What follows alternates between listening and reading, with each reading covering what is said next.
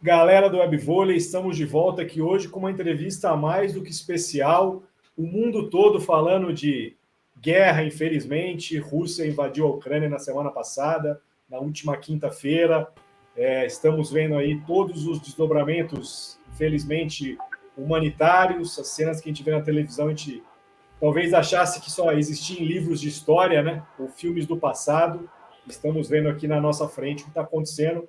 E hoje aqui, eu e o Gu já temos o prazer de receber a Liza, jogadora da Unilife Maringá.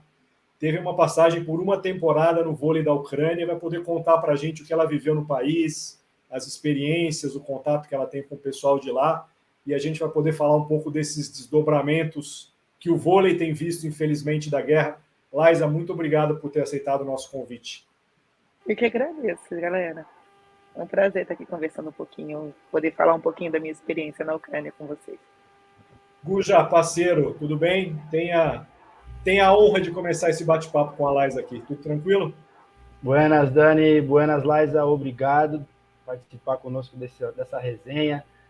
Cara, a gente fica meio que em choque, né, de tudo isso que está rolando. E eu imagino você que participou ativamente da cultura do país, fez amizades, tem laços lá, gente que atuou no exterior, sabe como o atleta é recebido, né? Acaba que a família das atletas companheiras do clube passa a ser a sua família também, em alguns bons momentos, né? As dificuldades, o estrangeiro, a língua. Fica um questionamento para mim do que sente agora a Liza com essa proximidade, com essa situação catastrófica aí, infelizmente, do que está rolando lá na Ucrânia, Liza. No primeiro momento eu fiquei, não está acontecendo isso, né? No segundo momento eu fiquei, gente, peraí, volta. Como estão as meninas? Como estão a galera do time, as cidades que a gente jogou contra? E é muito chocante ver alguns pontos assim turísticos onde você passava e está destruído, sabe? Você pensar, lembrar do ginásio, poxa, o ginásio daquela cidade assim, e você pensa, deve estar em ruínas hoje. Ou as pessoas que moram nesses prédios, tipo, cara, é uma sensação de impotência tão grande, de você querer tirar as pessoas de lá e não conseguir, não saber como fazer. O medo, talvez, de um dia querer voltar e como vai estar, sabe? Aquelas boas lembranças destruídas, assim, não só as lembranças, mas como ficam as famílias, sabe? Revoltante, essa é a palavra. Ô, Pesado. Liza, o seu time lá na Ucrânia era o Prometei, é um time que tem disputado as últimas edições de Champions, inclusive, né, jogando a principal competição da Europa. Se eu falar o nome da cidade aqui errado, você me corrija. Kamianski, esse é o nome da cidade? Sim, e pode ser pronunciado como Kamenskoye também. Ah, prefiro o Kamianski, viu, Guja? Kamenskoye. É uma pronúncia bem diferentona, assim, a escrita também é bem diferente, então até eu fico meio perdida, assim. Ficava nos letreiros de lojas e afins. E eu fiz aqui a minha pesquisa, Liza. É uma cidade que não fica tão próxima da capital Kiev, né? Pelo menos uns 500 quilômetros, pelo que eu vi aqui. E pelo mapa, assim, ela está quase na metade do caminho para a Crimeia, né? Que também foi uma parte da Ucrânia que foi invadida pela Rússia já há um tempo.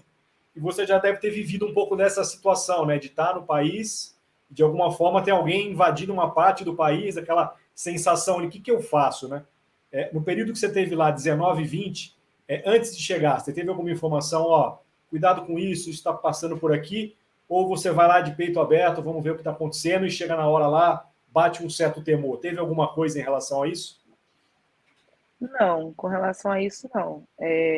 No decorrer da temporada eu via que passava alguns caminhões, por exemplo, tipo camuflados, sabe? E aí eu perguntava o que estava acontecendo, porque a cidade onde eu morava era uma cidade industrial, então muita coisa, muitos suprimentos para exército saía de lá. Mas é só uma rivalidade entre Rússia e Ucrânia, mas nada que eu fosse imaginar que ia acontecer o que está acontecendo hoje, sabe? Mas com relação a isso, temor disso, não. Muito pelo contrário, eu sempre me senti muito segura lá. E você está em contato com a rapaziada de lá? Você mantém esse contato, né? Foi há 2 temporadas, né, Laisa? Depois de que você voltou, era até início de pandemia, né? Depois até quero que você fale um pouco dessa situação, porque foi até uma volta complicada, né? Teve que acionar Itamaraty, inclusive, para uma possibilidade de ajudar na volta, né? Você também com a Raquel, outra brasileira da equipe na temporada, mas você mantém laços com essa rapaziada de lá, com as meninas de lá, com a comissão técnica, com amigos do país mesmo? Então, muitas meninas do time, algumas meninas do time saíram também, estão jogando em outros países. Isso acaba meio que afastando a gente, né? Querendo ou não, são 5, 6 horas de diferença da Ucrânia para o Brasil. Então, aí tem a rotina delas, tem a minha rotina, e isso acaba meio que se perdendo um pouco.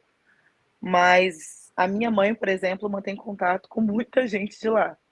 A Maria Alexandrova, que era a nossa supervisora, minha mãe manda mensagem para ela todos os dias, principalmente agora que começou essa invasão. Mandei mensagem para algumas meninas também, perguntando como estão as filhas. Me deixou agoniada porque Dnipro foi uma das cidades atingidas, né, nesse bombardeio, se é que eu posso dizer assim. E é a cidade hoje que o Prometei está situado. Então isso me deixou ainda mais tensa. Mas alguns dias atrás eu vi que as próprias meninas do time, algumas meninas que moram em Dnipro, estão ajudando a fazer comida, sabe? Disponibilizando produtos de higiene. O próprio presidente do time disponibilizou os shoppings que ele tem, né? Que ele tem alguns mercados, como eu posso dizer, mini shoppings, vamos colocar assim, disponibilizou para as pessoas poderem pegar o que tiverem para comer, se não tiverem. Isso está sendo bem legal, essa união deles. Alguns amigos também do basquete estavam jogando, são americanos, que foram para lá também, que ficaram presos. Alguns conseguiram sair, outros não, então estão em Kiev também. Outras pessoas estão em bunkers. Eu recebi uma mensagem no dia da primeira explosão de uma menina que era fã minha, ela tem 10 anos, e ela mandou, olha, não sei se eu vou ter outra oportunidade de te dizer, mas eu quero te dizer que você é minha atleta preferida e que eu amo você. Agora, daqui para frente, eu não sei o que vai acontecer. Isso acabou comigo. Nossa, arrepiei aqui. Imagina a Laisa. Não, eu chorei que nem um... O que eu queria era tirar ela de lá, sabe? Lá... A voz começou a queimar. Desculpa. Lá ia muita família, ia muita criança nos jogos, sabe? A cidade era muito pequena, então não tinha muitos atrativos. E tinham muitas pessoas de idade que iam, muitas famílias, como eu te falei, tinham muitas crianças. E lá a gente tem essa proximidade, sabe? E saber o que está acontecendo lá me deixa assim. Era difícil. Pesadíssimo. Nossa, Laisa, compartilho desse sentimento de impotência, mas não consigo, me boto no seu lugar assim, com pessoas queridas que eu tenho fora do Brasil e que o país está vivendo essa situação escrota, né? Não tem nem como adjetivar uma situação dessa, né? Pesadíssimo, mana. Sinta-se abraçada, sinta-se abraçada aí. E vamos todo mundo junto mandar energia para você e para todo mundo que está lá, porque é o que a gente pode fazer agora daqui, né? Ó, puxei até que faltou o ar. Eu evito, ultimamente eu tenho evitado olhar a TV, às vezes eu quero saber como eles estão, mas eu não procuro notícias diretas, sabe? Porque eu acho que o não poder fazer muita coisa me deixa ainda brava, irritada, sabe? Impotente. Ô, Laisa, você falou, quando ela mandou mensagem para você, ela estava num bunker. Muito Sim. que a gente tem visto agora nessas reportagens recentes, né?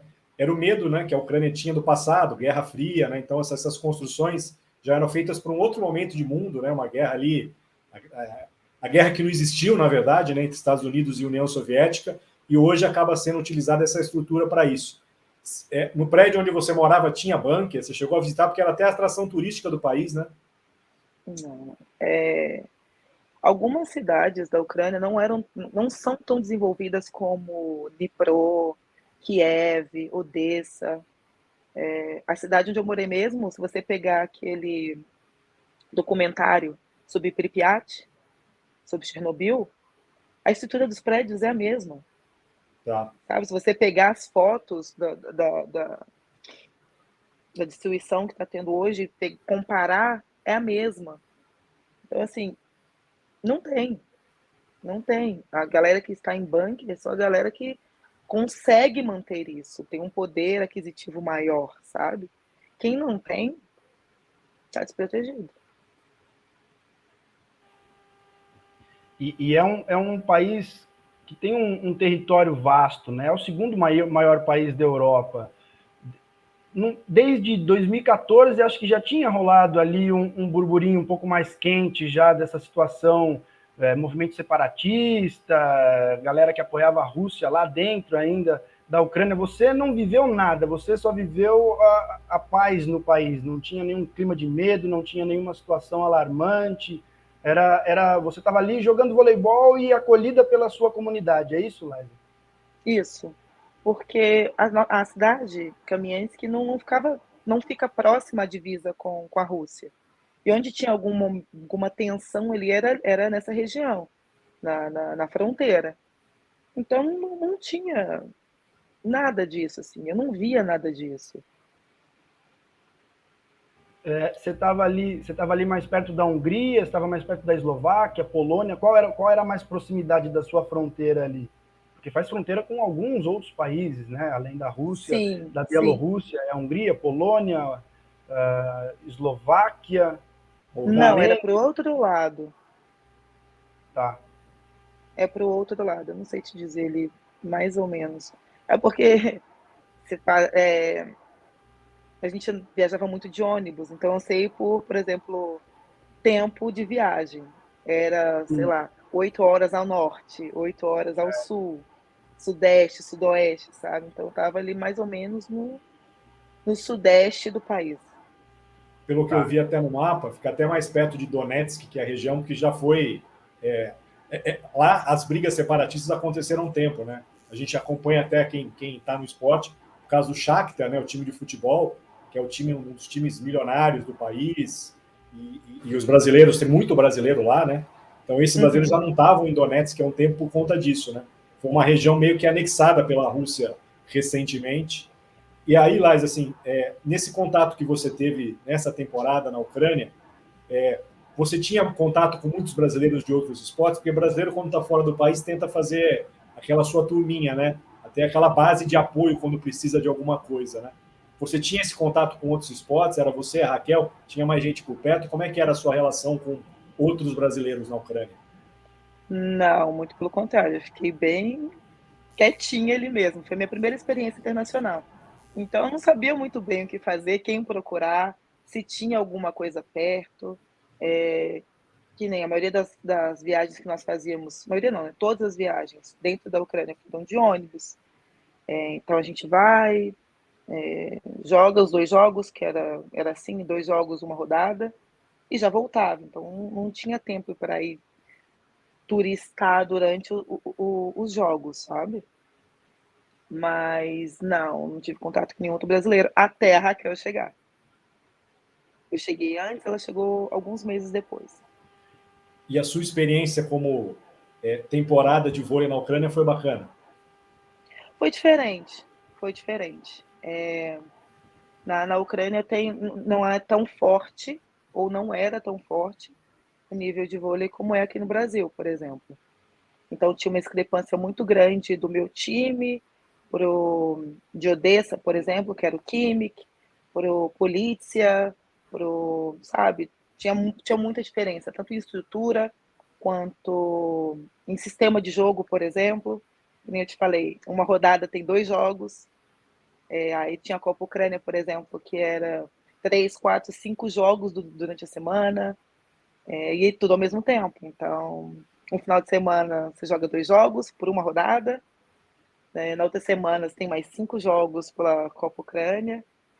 E basicamente as diferenças são essas, assim, de estrutura dos outros times e sistema do campeonato.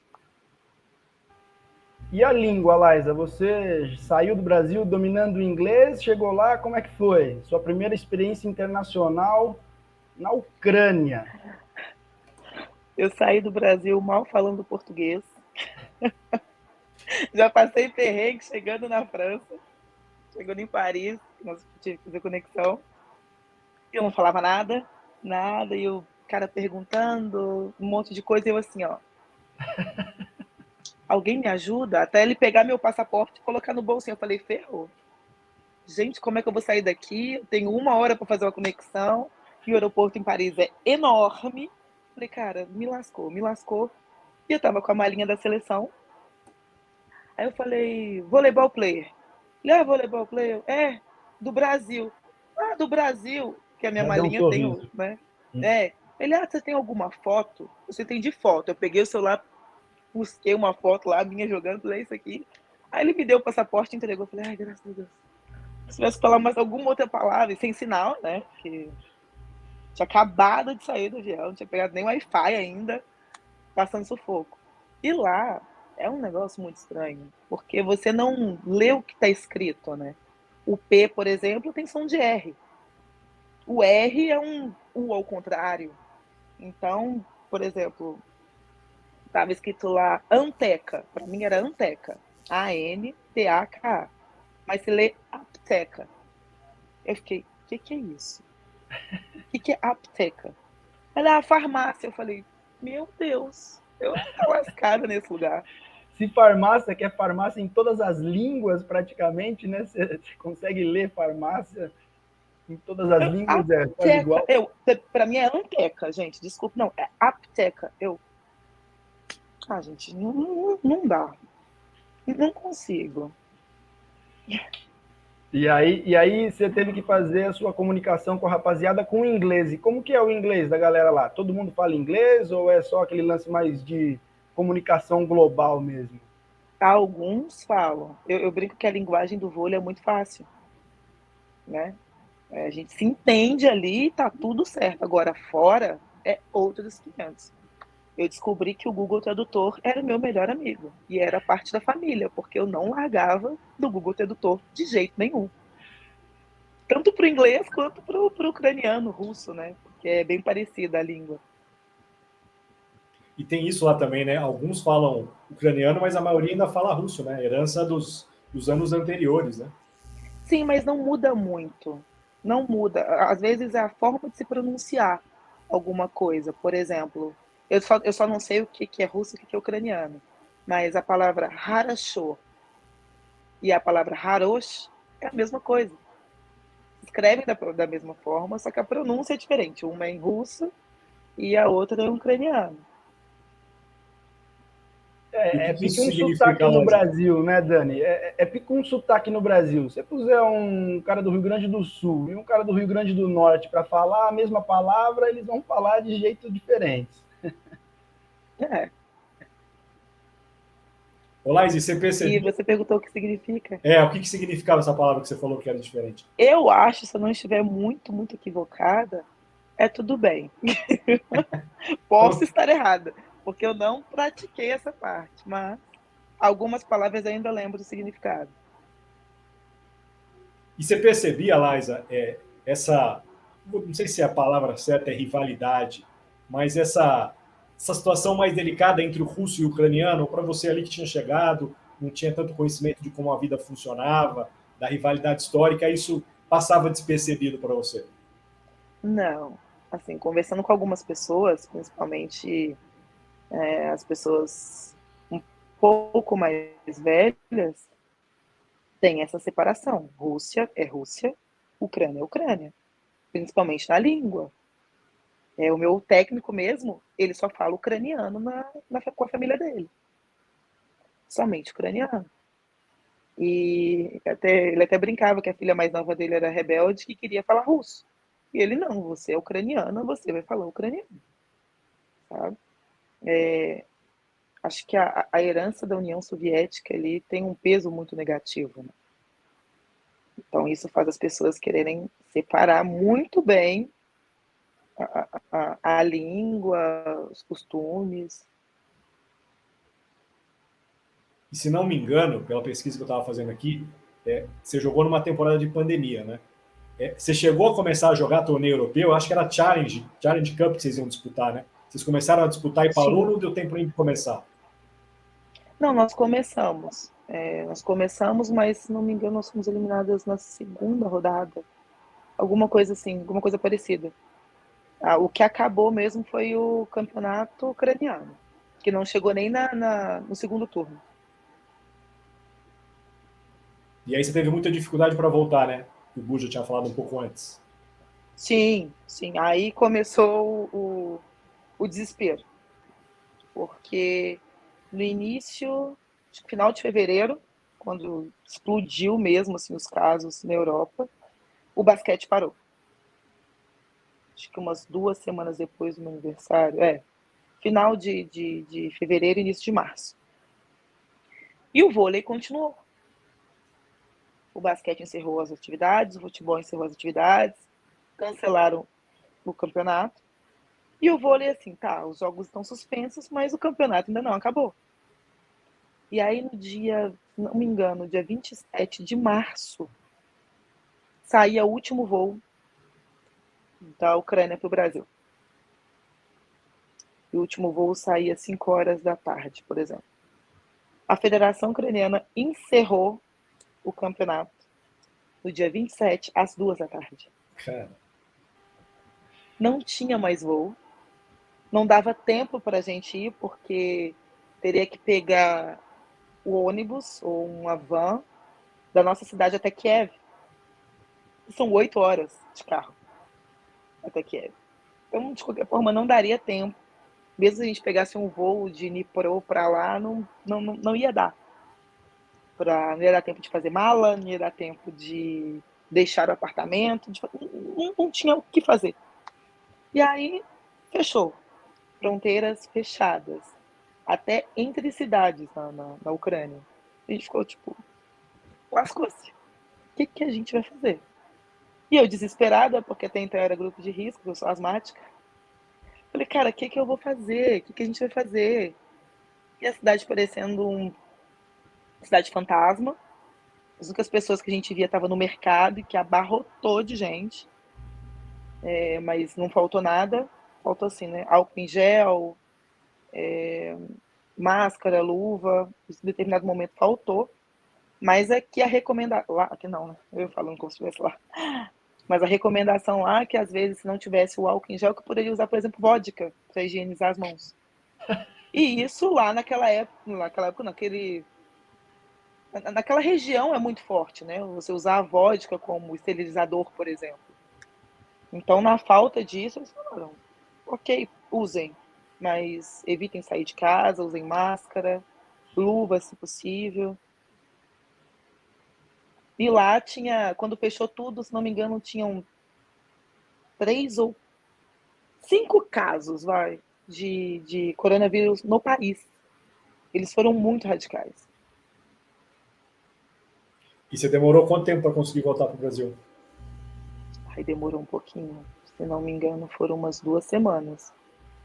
E aí envolvemos o Itamaraty. A Raquel até que tomou essa iniciativa de procurar saber mais sobre na embaixada, né?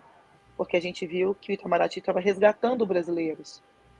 E a procura na Ucrânia estava muito grande também, justamente porque tinha muita gente que não tinha saído ainda. Para nossa sorte, abriu uma janela de voo todos os dias. Os dirigentes do Prometeu estavam olhando isso para a gente. A Raquel também estava olhando, estava empenhada. Ela tem muitos contatos bons, né? Então isso acabou ajudando a achar esse voo. E na primeira oportunidade, voltamos para casa. Com muito medo de os aeroportos que a gente fosse passar fechasse, porque foi uma volta longa. Nós fizemos Kiev, Amsterdã, se não me engano.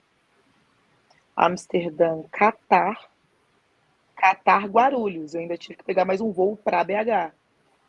Então foram mais ou menos umas 36, 37 horas de viagem para voltar. E aí o medo de ficar preso em algum aeroporto e não conseguir sair mais era absurdo.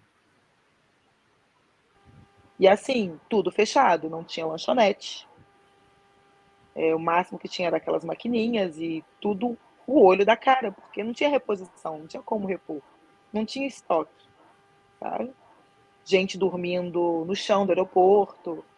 Nossa volta mesmo, nós voltamos com um casal, pais de primeira viagem de gêmeos.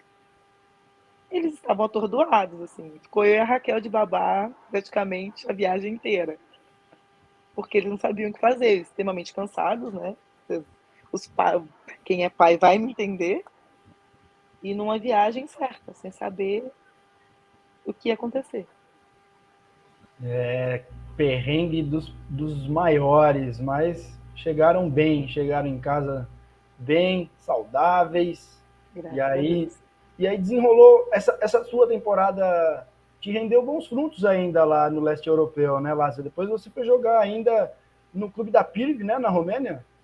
Isso. Antes da PIR, eu tive uma pequena passagem no time da França, que era o Istres, mas acabou Tá. que lá não deu muito certo. E eu encerrei a última temporada no time da PIRV, no ATC Turda. Que legal, que legal. O Rizola tá lá agora também, né? O Rizola é o comandante agora ali do projeto da Pirv. Bem demais. Pô, Isso, deve ter sido também isso. uma experiência bastante enriquecedora para sua carreira, esse rolezão aí no leste europeu, né? Nossa, foi super, assim. A PIRV é uma pessoa que eu já admirava como jogadora. Como pessoa, então, hoje eu só tenho a rasgar elogios para ela, assim. Ver o que ela fez em tão pouco tempo, com aquela equipe foi, assim, incrível. Incrível. Que massa, que massa. E você deu bolada lá e ajudou o projeto a caminhar esses passos todos para chegar onde está agora ali também.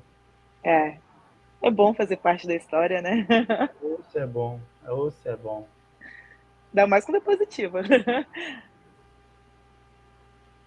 Ô, Liza, eu tive a possibilidade de morar em Belo Horizonte, minha mulher é mineira, a Patrícia cobriu o vôlei durante muito tempo, inclusive essa época que a PIV foi campeã lá com o MRV, aquele baita time. De alguma forma, aquelas histórias fizeram você entrar no vôlei? Com certeza, com certeza. O meu pai, ele é ex-jogador de vôlei. Ah, é? Então, ele jogou no Algo Filipense, jogou no Atlético, quando teve o time de vôlei. Teve uma breve passagem pelo Minas também, mas naquela época os jogadores tinham que ter padrinhos e ele concorria à vaga direta com o Pelé do vôlei. O Pelé conseguiu o padrinho antes dele, aí ficou com, com a vaga. Ah, mas vou te Mas dizer essa história do que o vôlei já Pelé é de era bom de berço. bola, hein? Era. Mas eu vou falar, meu pai era mais. Tá aí Você um começou no Olímpico, injustiçado, né, então. Liza? Foi no Olímpico que você começou? Isso, comecei no Olímpico, Olímpico Clube, lá no Alto da Serra. É um lugarzinho bom.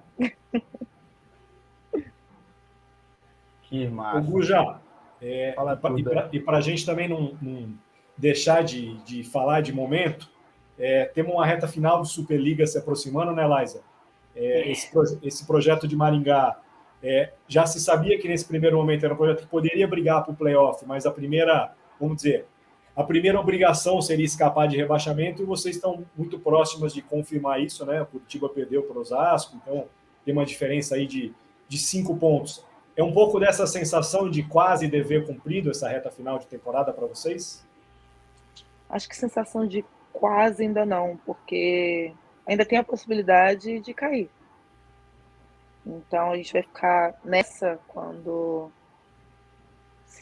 tudo der certo, se a gente conseguir manter ali um nível baixo de erros, jogar taticamente certo, a vitória contra o Pinheiros, que é o nosso próximo adversário. Conseguindo a pontuação necessária e ganhando o jogo, aí sim a gente respira e fala, dever cumprido. Acho que essa sensação de quase deixa a gente mais nervoso, pode deixar a gente mais eufórico para decidir logo o ponto e aí acabar cometendo erros. Então, eu prefiro pensar, temos uma próxima final, que pra gente é final, e depois desse jogo a gente pode sentar ou comemorar ou ficar torcendo para um resultado de outros times, que isso não é Eu legal. posso estar enganado, viu, Liza? Não sou dos melhores com as contas, com os números, mas acho que se vocês levarem o jogo ao tie-break, mesmo saindo derrotados, com esse 1 pontinho, vocês já estão garantidas na permanência. Eu acho que é isso mesmo.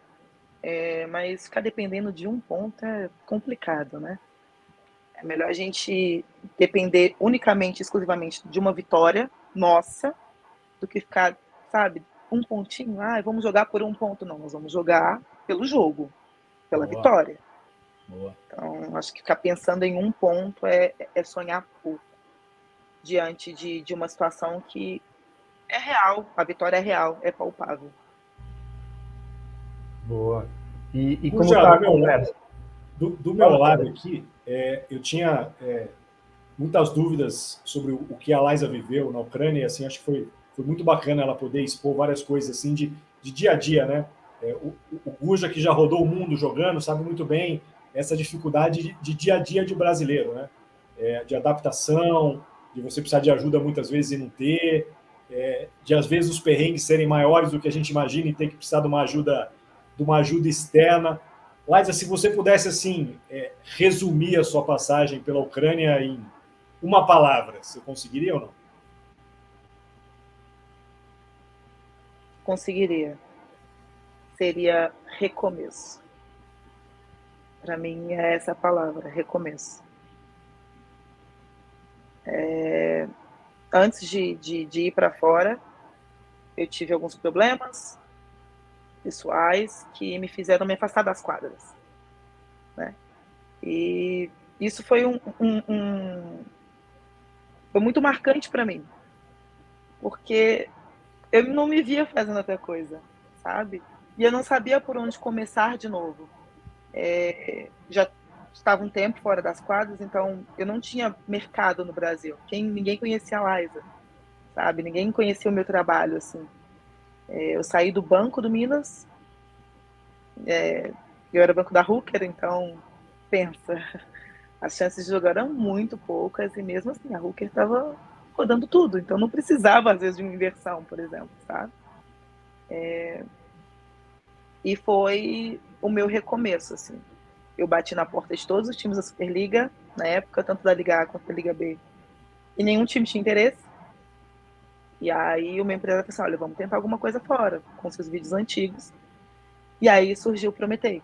Assim, eu até brinquei com vocês que eu ia contar um pouquinho da história, mas eu sou uma pessoa muito religiosa, minha família, minha mãe é uma pessoa de muita fé, e eu tive um momento no Ano Novo que eu estava chorando assim, e Deus falou comigo, olha, eu vou realizar o que eu tinha prometido para você. E eu sei que você sempre me pediu que era uma oportunidade, você sempre me pediu para abrir o caminho para você. E a minha promessa vai se cumprir. E aí surgiu a oportunidade do Prometei. Foi muito engraçado, porque estava conversando com o meu empresário, eu falei assim, aí, Eric, o que dá para fazer? Ele, surgiu um time lá na Ucrânia. Cara, Ucrânia? Nunca ouvi falar de vôlei na Ucrânia. Tipo, ninguém sabe o que é. Ele, mas esse estrutura lá é bacana, eu acho que vale a pena a gente tentar investir. Eu, tá bom, qual que é o nome do time? Prometei. Falei, caraca, sério? Ele, sério, por quê? Depois eu te explico. E eu fui contar pra minha mãe. Falei, mãe, surgiu um time. Sério, Liza, sério? Onde? Na Ucrânia. Eu via o brilho da minha mãe saindo de dentro dela. Assim, você vai sair do país? Como assim? Você sempre foi só para competir e voltar. Você vai ficar 10 meses fora? Falei, mãe, mas eu tenho que te contar uma coisa. Ela, o quê? O nome do time é Prometei. No mesmo momento, o brilho da minha mãe surgiu, assim, falei, é a promessa que Deus falou que ia cumprir nessa vida. Eu falei, pois é, mãe, então eu vou. E fui. E até hoje a minha mãe fica, você podia voltar para lá, né? Só por causa da promessa. Sensacional. Muito bom mesmo, Liza. Que resenha diferenciada, viu? E sabe uma coisa que fica na minha cabeça e que eu tenho essa convicção, o Bortoleto falou, né, dos rolês pelo mundo, seu primeiro perrengue lá na França, no aeroporto, cara, você resolveu o seu BO falando que você era jogadora de vôlei brasileira. E em nenhum lugar que eu fui no mundo, depois que a pessoa que não me conhecia passou a me conhecer, não abriu um sorriso depois que eu falei que eu era brasileiro. A gente, é muito bem recebido por todos os cantos em que a gente vai trabalhar. O voleibol é um voleibol muito querido no mundo todo mundo é muito respeitado. E eu acho muito, muito legal você ter tocado nesse assunto, né? Que você estava ali numa condição de, e agora não entendo nada que esse cara está falando, meu voo é daqui 1 hora, não sei nem para que lado eu vou, tenho que pegar um metrô dentro desse aeroporto para chegar no meu voo. E aí, você com um sorrisão, falou que você era volleyball player from Brazil, acabou o problema, resolveu. E para mim essa é uma mensagem muito forte, muito tocante, porque é realmente assim. O jogador de vôlei brasileiro é bem recebido no mundo todo e é difícil encontrar uma liga em que não há ali um brazuca representando. Verdade, isso é verdade. É muito bom ver esse reconhecimento, sabe? Isso faz a gente se sentir em casa muitas vezes, né? Ah, ser brasileiro, nossa, que bacana. O único problema é que já associa Rio de Janeiro e São Paulo, né? Os outros estados não existem no mundo. Mas esse reconhecimento de que legal, você faz parte, sabe o que eu sinto assim? Cara, que legal, você faz parte de um dos melhores polos de voleibol do mundo. E você tá aqui, que legal, que bacana, sabe? Isso é gratificante demais. Não tem preço. É verdade. Guja, do meu lado aqui eu fiz todas as perguntas que estavam no meu roteiro. Ficou alguma para trás no seu aí ou a gente pode deixar a Laís treinar daqui a pouco? Ah, não, ela pode seguir o trabalho dela. Eu acho que antes de encerrar, vale tocar no futuro, né? Vale tocar no futuro. O que pensa a Laisa depois dessa Superliga? Quais são aí o que tem prospectado a atleta Laisa? Continua no Brasil? Possibilidade de renovação em Maringá? Olha com carinho o mercado no exterior? Quais são as pretensões da Laisa? Eu sou muito de viver o aqui e agora, sabe? Então, a minha cabeça tá mais no próximo jogo, que é o que tá martelando aqui desde do último. E tivemos um tempo grande entre um jogo e outro, então acho que isso é mais torturante ainda, eu acho, a espera. Mas continuar aqui, sim, é uma possibilidade. Continuar no Brasil sim, eu acho que agora mais do que nunca, né? A gente não sabe o que pode acontecer na Europa agora. E eu vou te falar uma coisa, senti saudade de estar aqui no Brasil de novo. Então, ficar perto da família, acho que o coração, mais do que nunca, está aqui no Brasil. Então, acho que vão ter a Laís aí na próxima temporada aqui no Brasil ainda. É isso, saúde, prosperidade, que você alcance seus objetivos pessoais, coletivos, familiares, espetaculares, diria meu amigo Johnny Catayama, ilustre aí de Maringá. Obrigada. Espetaculares me deixa sem graça. O Johnny Catayama, ele foi assessor, inclusive, da equipe de Maringá na temporada, acho que 2014, 2015, não me engano, quando o Ricardinho era o gestor da equipe, e ele envolvidíssimo com voleibol, trabalha com a gente também, está sempre fazendo as estatísticas, está sempre aí trazendo uma resenha diferenciada. Acompanha o seu trabalho, gosta muito também do que você tem feito aí em Maringá. Está felizão, que está muito próximo de manter a equipe na elite. Bom, vamos atrás desse objetivo, faca na caveira. E mais uma vez, gente, muito obrigada pelo convite. Foi incrível poder compartilhar um pouquinho da minha história, do que eu vivi lá fora, do que eu estou vivendo aqui hoje. E se tiver a próxima, pode me chamar que a gente vem. Obrigado demais, Laís. Assim, um dos lemas que eu carrego na minha vida aqui, que é o nada é por acaso. Então, assim, acho que muitas vezes a gente tem que passar por algumas experiências porque a gente pode passar por elas, né? E fico imaginando que as pessoas que você conheceu, as pessoas que você conhece, as pessoas que você criou laços lá na Ucrânia, de alguma forma tem aí uma proteção, que essa guerra possa acabar logo, as pessoas aí que tomam conta do mundo possam perceber que quem paga a conta, nesse caso, muitas vezes são os inocentes, né? Quem está querendo só tocar a sua vida, tem o seu negócio, tem a sua família, a gente sabe que não é fácil para quem esteve perto, para quem viveu. Então, assim, obrigado demais por você ter aberto o coração conosco aqui. Eu sei que falar muitas coisas às vezes deve ser até difícil, né?